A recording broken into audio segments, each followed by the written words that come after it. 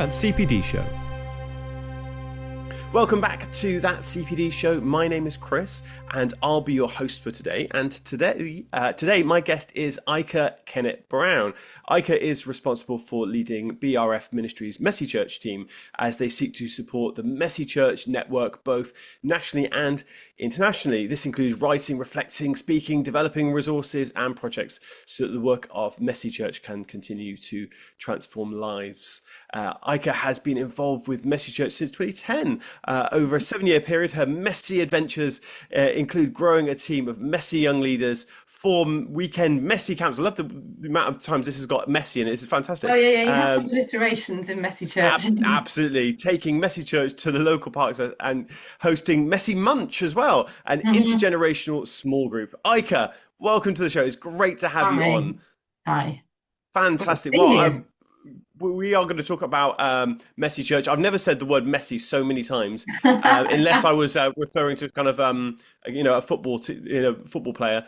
Yes, but indeed. this is a completely different form of messy and Messy Church. We're going to dive all into that, and so I'm excited to have you on the show today. But as you will well know, this show is we do talk about things that are going to be developmental for ministers, but it's not just that, because at the start of every show we do talk about a dessert, and it would be wonderful and brilliant to find out, Aike, what is your favorite dessert?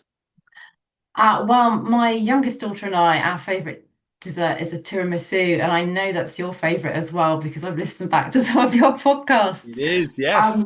But we like it so much, we've actually sampled all the major supermarkets and tasted their different brands, and we actually do have a favourite, but I feel as though I shouldn't advertise and do that here. But yeah, my daughter Lois, she's since gone on and does her own one now. So I'm going to have to say that it's Lois's tiramisu is my favourite. Oh, fantastic. I mean, yes, tiramisu is very close to my heart, something I do enjoy. What for you, what is the thing that makes it with the tiramisu? I think if you've heard my podcast, I talk about it's the foam fingers that's in there, the sponge fingers. Oh yes, those sponge fingers, yeah. And with the coffee. So now, what is it for you? Why do you love it so much? Do you know what? I am not a coffee drinker, but I do like the contrast of the bitterness with the sweetness. So the bittersweet, I think is brilliant. Yeah, absolutely. A great choice. A really, really great choice. I could definitely, well, as you all know, would always recommend a tiramisu. Good at any time of the year. Just a Indeed. great dessert. So great choice there. Fantastic. Okay, well, let's talk about Messy Church. And I think many ministers would have heard of Messy Church. Maybe some are starting to do Messy Church, but maybe what'd be great to do is to just find out a little bit about what Messy Church is. So could you tell me what is it and how did it all get started and things like that? Sure. Well, Messy Church is a way of being church that is Christ-centered. It's for all ages, and it's based on creativity, hospitality, and celebration. Those are our sort of 5 core values that we talk about in our training. And I guess the name Messy Church really reflects a creative way of being church. And that might involve getting messy as you paint, or maybe you're digging in the church garden, or as you're running about. But it's also about people coming with their mess, their messy lives, and their messy families. And we hope that they can come to God as they are and experience a Christian community. We know that in some cultures, particularly some Christian cultures, the word messy doesn't translate very well. But we were talking to our colleagues in New Zealand who are doing Messy Church, and they want to build partnerships with the Maori people there, but they've just found out that it translates as being dirty church over there. So they're having to find a different word for it. And our colleagues in Germany call it Kirche Kunterbunt, which is colourful church. And in the Netherlands, they call it Kleederkerk. So it gets translated differently around the world, depending on the context. But I guess it's not really about people who already come to church. It's really aimed for people who are on the fringe, who are maybe de-church, or who are totally new to Christianity, which is increasingly the case for the sort of generations coming through now. And often when I talk to people who are outside of church and I say, oh, I head up this thing called Messy Church, they go, wow, that sounds the sort of place I'd like to come to.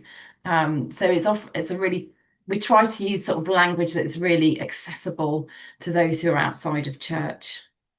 Yeah, brilliant, brilliant. Well, run me through what does what does a messy church look like? Maybe what's a typical one look like? If I was to walk into my local, messy church on a Mm. Sunday or whenever that is, what would a typical messy church look like?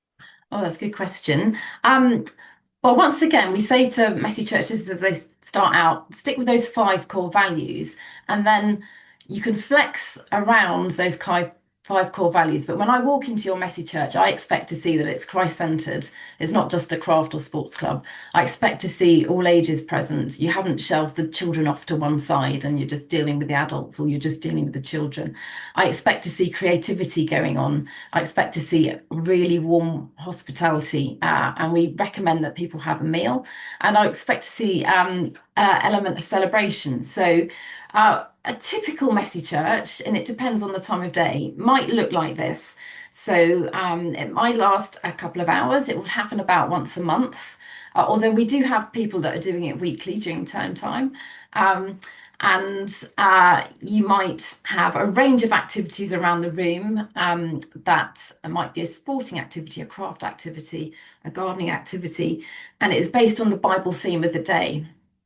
So people can explore by participation what that Bible theme is. And whilst you're doing the activity, that is your vehicle to have a conversation and either share your own story about where God's working in your life at the moment or sharing a Bible story. Um, there will be a moment in the gathering where everybody gathers together for sort of 15, 20 minutes. And at that time, you'll have some Bible storytelling. There might be some corporate prayer. You might bring in a creative prayer activity that you've already done earlier in the session. You may or may not sing. And then we do recommend, as part of hospitality, that you share a meal together. That doesn't have to be a full three-course meal, although some messy churches do that. It might be a bring and share picnic. It depends on your church's building and the sort of facilities that you have. And then we even have some messy churches that are meeting outdoors, but we'll talk about that a little bit later. So, depending on what time you meet, we have some messy churches that meet on a Saturday morning, so they start with breakfast. And then they do their activities and their celebration. We have other messy churches like my own that meet straight after school. And so they'll start with the activities and they'll finish with tea. So we say there's a lot of flexibility in what you do, but it's about exploring that Bible theme in a really creative, interactive way. Yeah, absolutely. It'd be really good. It'd be really good because many people will have heard of Messy Church. I certainly have heard of Messy Mm. Church, but probably don't know maybe quite how impactful it's been. I wonder, have you got any stories or some ways that you can show just what the impact of Messy Church has been? I'll answer that on a number of different levels. Messy Church has actually been going for 21 years now. So Lucy Moore started her first Messy Church back in 2004. That was in an Anglican church near Portsmouth. And they realised that they were in a suburban area. They didn't have any families really connecting with their church. They had to do something different, and sort of Messy Church was born. And then, sort of a couple of years down the line, BRF Ministries sort of became the host of Messy Church, and through that, they were able to sort of amplify that work that was already happening. And then the books followed and things like that. And then it grew to a really big ecumenical sort of movement, really.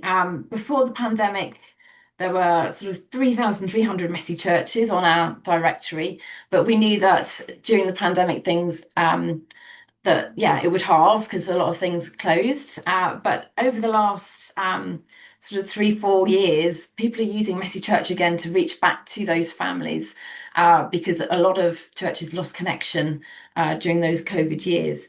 So we kind of came back post-COVID at sort of 1,400 messy churches, and now we've just hit the sort of 1,800 mark, and that's in this country. The sort of messy churches is happening around the world, and those different countries have their own sort of directories now as well. So those are sort of some of the stats. And we did a survey last year that showed that over 50% of people who come to a messy church don't connect with other forms of church. So it is really tapping into those previously sort of unchurched people. But actually, it also impacts people's lives personally. And because of our current project, we're getting to speak to lots of different local messy churches at the moment, hearing some of their stories and some of the local impact. Um, I was, and it happens in lots of different sort of geographical areas. So I've got a lovely story from it's from a quite a deprived estate in southeast London, and they've been running Messy Church. They started just before the pandemic, but then it's been getting stronger since. And in June, yeah, they deal with it's a really deprived area. Most of their families are out of employment. They've got high levels of autism amongst many of the people who come along. And so they've been journeying with this group of families. And then in June, 16 people got baptized, and that's sort of from 4 or 5 different families. So whole families had baptism. They had a fantastic baptism session. And people are ready to sort of make that sort of step of commitment on their spiritual journey. This week also chatted with a rural village messy church where actually it's 4 different churches that have come together from 4 different denominations to host messy church in the village hall. And it was really lovely. We actually had an all-age team. We had a 12-year-old join us as well for that discussion, who's sort of part of the leadership there. So it's really lovely to see in different settings how Messy Church is having an impact and how churches are working together to reach people who wouldn't regularly come to church. And then we've got another story of a messy church that happens in a sort of urban suburban area in southeast London. And they've just been going a couple of years now, and they have to put a cap on 500 people because it gets so crazy busy.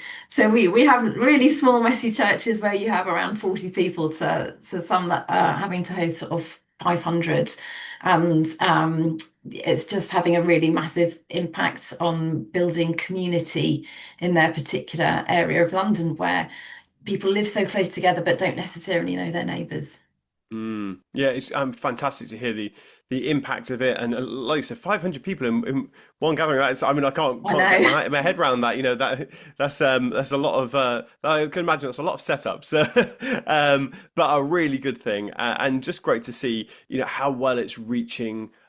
People that wouldn't normally come to church, which is a fantastic thing. I think for many ministers, they'll be wondering, where does messy church fit? And I think for many they might be thinking, okay, well, it sounds really interesting, Mm. but where does it fit? Do I think of it as an outreach activity? Do I think of it as a service? Do I think of it as both? Where would you say messy church sort of fits in the life of a church, the church? I think it works best when it's seen as a congregation within a church. Um, and so, for example, a church might have sort of a very Book of Common Prayer 8 in the morning on a Sunday. It might have a 10:30 family service. It might run a messy church midweek, but it's all part of that same church. So we're not trying to create our own denomination. We're trying to say this is a different way of doing church, and you can fit it within the denomination that you operate in. And we ask for messy churches that so so they need to be already based within a church when they start one, and then they need to sort of follow like the safeguarding practices and have the overall leadership from that church. There are some churches that can't do a messy church monthly, but they do it at festival times, so they use it more as an outreach opportunity, and then use those moments to signpost onto other things that are happening with the church. There are other messy churches that recognize that people only come to this, and they're running it at least monthly, some are weekly, and they recognize this is church for these people, but then they make sure that there are points in the year, often at Christmas or maybe in the summer, where all the congregations get together so that you're part of that bigger church family. That's great. And I wonder when I think of messy church, I think the first thing that comes to mind is I think of craft. I think of Mhm. maybe something that's aimed at younger children. But I know I was looking on your website, and I know that it's very clear that messy church is aimed at is there for everyone. Yeah. Um, so Oh. how can ministers, maybe there are some ministers that are thinking, wow, it'd be really good to start a messy church congregation in my church. What could they do to make sure that it is for everyone and doesn't just become something that's just aimed at younger children? Not that that's obviously a bad thing. That's a good thing that we No. have something that's aimed for younger children. But how do we get it so that it's for everyone? Gee, that's a really good question, and that's something that we are really digging deep into right at this moment in time. So, Messy Church from the start, from the last 21 years, has always had this desire to be for all ages. Um, and we very much see ourselves as intergenerational ministry because you don't send the kids off to one side, everybody is all together for your gathering. Um, but we know that when Messy Church is well, when it's done badly, it focuses just on the children and it forgets the adults that are coming in, and it forgets that children grow up and they get older. And we know that for a lot of churches, they struggle at that point when children go from primary to secondary school, and they often see a big drop off in attendance. So we've currently got some funding from the Church of England to a research project over the next couple of years to really look into how do we continue to engage the older children and those young people as they grow older and families?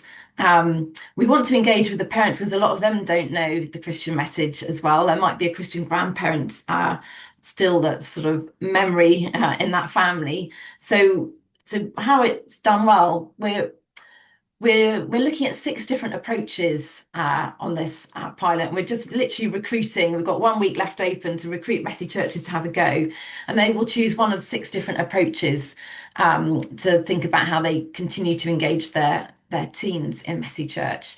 And this autumn we're sort of training up the pilots, and then the pilot starts in January and will run for 2 years, and we're going to see which approach it seems to be working. But one of the approaches is around being really intentionally intergenerational with your messy church. And that's not just when you gather, it's from the very start of planning a messy church session right the way through to the feedback. So if you want to be really intergenerational, have you got people of all generations on your planning team? So have you got that teenager coming along, or a child? And that might mean you have to shift your planning meeting to a time when children and young people are available, so after school. Have you got people of all ages helping you prepare beforehand, praying for your messy church?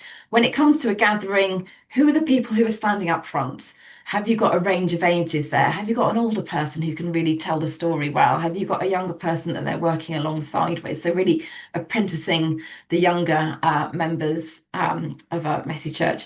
Messy church is already really good at participation. So done well, adults and children are interacting over the same activity. Done badly, the parents sit at the back and the team have got the kids around them. So it's about how you introduce, engage your adults in your session.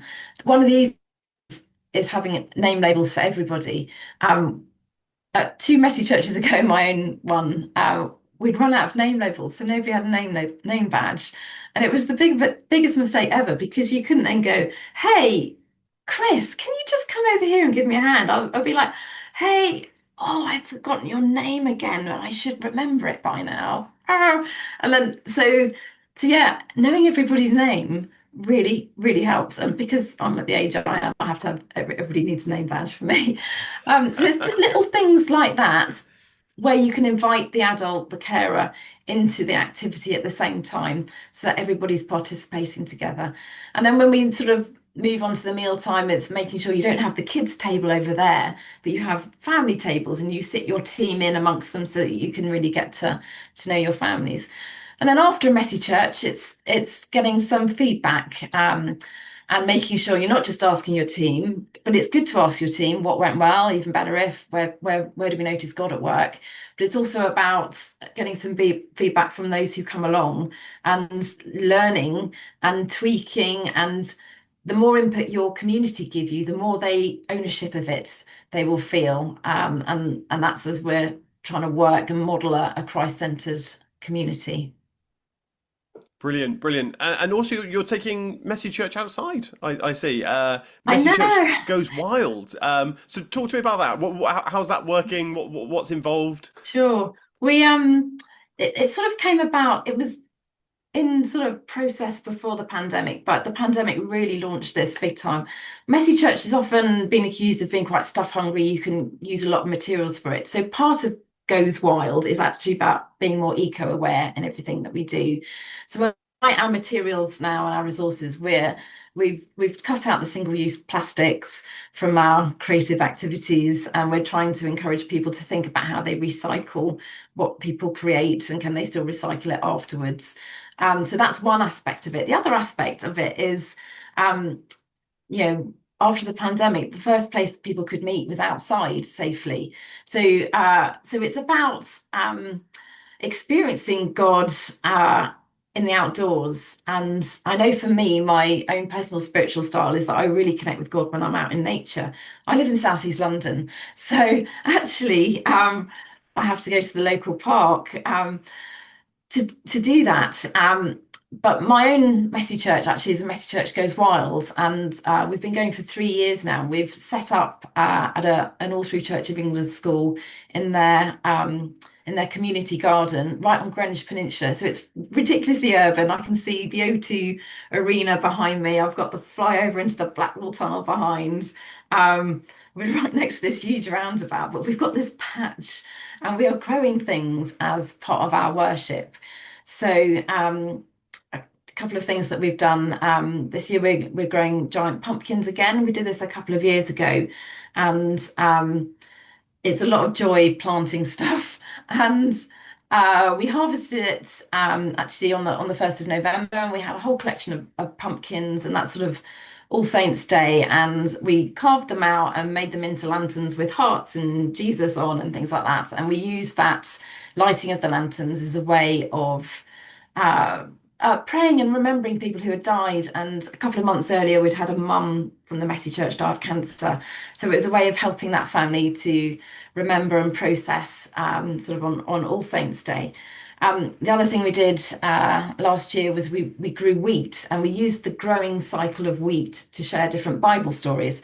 So we planted the wheat at Easter and remembered that Jesus said the grain of wheat has to die in order for the bigger crop to grow. We sort of talked about Easter in that terms. We then watched it grow. And I was thinking, oh my goodness, have I bought the right stuff? Because it looks a bit like grass. And then eventually the wheat heads appeared. And by September, we had a bed of wheat, and we had a bed of wheat and weed, parable of the wheat and the weeds. And then we harvested it all. The following month, we looked at the story of Ruth, and we actually hand threshed and winnowed it.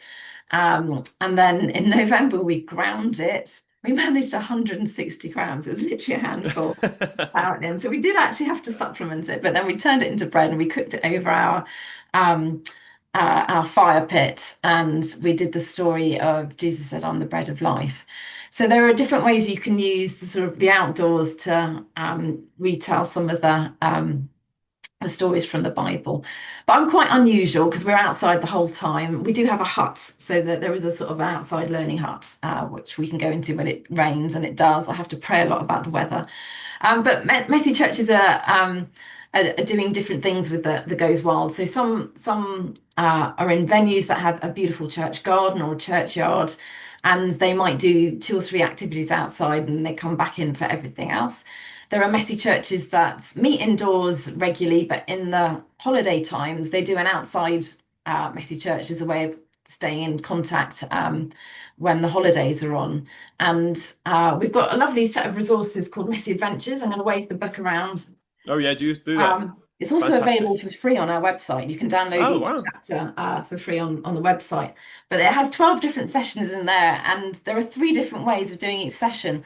One is like an on-the-move session, effectively like a prayer walk with suggestions of where to stop and things to pray about, or an activity to do. The other one is you might want to take your group to a different location, and it gives you ideas of what to do if you end up at a beach, or if you end up next to a lake, or things like that. And then the third way of doing it, is similar to a regular messy church, where it gives you sort of 8 or 9 different activities around a theme. And the themes have got all fantastic alliterations like wild woods and wet and wild and wiggly and wildlife and wild on the wing. So there are lots of the lovely thing about that resource is that we had some scientists who are Christians help put some of the science behind some of the outdoor things. So you get a lot of we're bringing both the science, the eco-aware, and the experiencing God's awe and wonder outside together through that resource. Yeah, fantastic. Well, I think what the things that really stood out to me from what you said, it's a couple of things. Firstly, is how to do intergenerational church well. So I think Mm. this is something that we talk about in church life. We want to be intergenerational. We want to have all generations not just catered for, but also interacting. And I think Messy Church does that really well because it brings a really great way of being able to, young and old Yeah, working together, and it works for both, which is I think is a really fantastic thing. And the other thing is it's well, I'm trying to think of the right word. Kinetic is the word that comes to mind. It's it's yeah, it's it's church where you're learning by doing, yes, planting wheat, so yeah. in what it's very practical, but it'd be something that will stick with young people, and you know what, adults as well. It will stick with them for a very, very long Yeah, it time. was really interesting because I'm in such an urban area and it's on a new housing estate. Most of the families who come don't have gardens at all. They might have a balcony, they have a windowsill, and they are really lapping up the planting and growing. And I have such engagement from some of the dads. And it was really interesting that when it came to the winnowing the weeds, I had 3 dads that just could not get enough of trying to thresh and get their stuff out. It was really, really fascinating. And we have a lot of boys that come along, a lot of really active boys, and we just say, no, yeah, you can dig. I mean, we're about to do our potato harvest, and we did potatoes last year as well. And we thought, the activity is going to last for about 15 minutes. And we were sort of doing like the lost sheep, so looking for the lost one. And there were a group of boys that were, we had to sort of send them home at the end because they were on it for an hour and a half.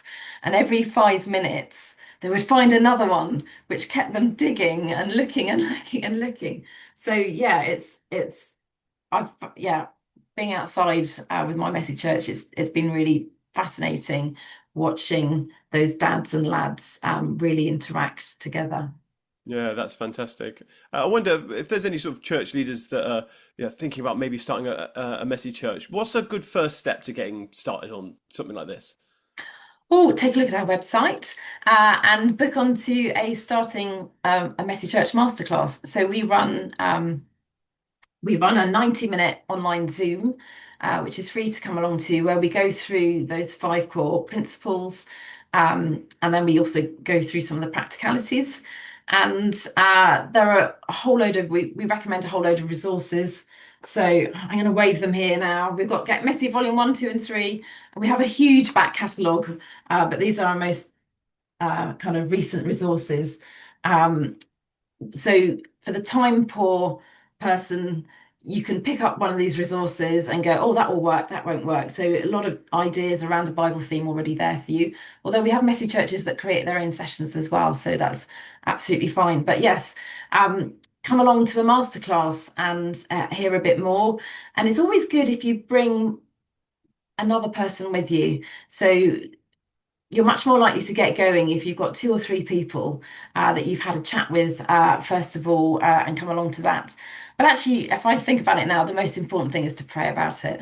So before I started this messy church 3 years ago, uh, it was I was working with a new vicar in that particular area, and she'd arrived during the pandemic. And when you could meet up in pairs, we actually prayer walked around the area for a year before we actually got going. And we were thinking, we'd love to do Message Church. How are we going to do it? And then suddenly there was a school chaplain and went, oh, there's this new space. We've got raised beds going in. And within a month, we were up and running. But we had actually prayed about it a lot beforehand. We'd started talking to people, generate that sort of sense of excitement. Yeah, my first messy church that I started in 2010, I then took some volunteers, potential volunteers, to a messy church down the road, and we rang up the leader and said, hey, we're coming along to see what it's like. So they got an experience of what it was like. So it was beyond just me and my enthusiasm. You do need like a core team who are going to carry that with you. And in fact, a lot of messy churches are run by lay people, and the minister sort of will often be there on the day, but actually it's the lay people that have really sort of organised it beforehand and got things going. So it's about asking God for who are those people to come alongside and see what names God puts on your heart. Yeah, fantastic. I think, yeah, and you're absolutely right. Whenever you're thinking about starting something new, start with prayer, but also, yeah, can you get, volunteers involved? It's always a great way to be able to release people into the work of ministry. So, It is. brilliant. I mean, the other important thing is to think about who are you trying to reach, who's your target audience, and you got to find out when are they available. So you might have your team that is available on this day, but so for example, my messy church, we did the first one at a weekend, and we had one family come because actually at weekends in that area people go elsewhere.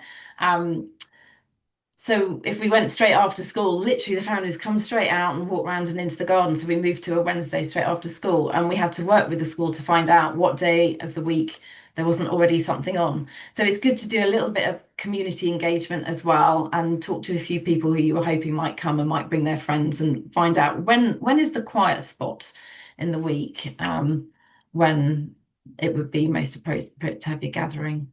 Yeah, fantastic. Well, Aike, thank you so much for taking the time to talk with me about Messy Church. I feel like I've learned an awful lot, which is really really important. And also, I'm just glad that we connect on tiramisu, which of course Yes. still sits atop the tower. That is the greatest dessert in my mind. So great that we can connect on that. Have you got so the website? You just want to let people know what's the website for Messy Church? It'd be great to let people know on that one. Well, hopefully, if you just put Messy Church in your search engine, it should pop up. But it's gee, I've got to remember it now. It's Messy Church at brf.org.uk.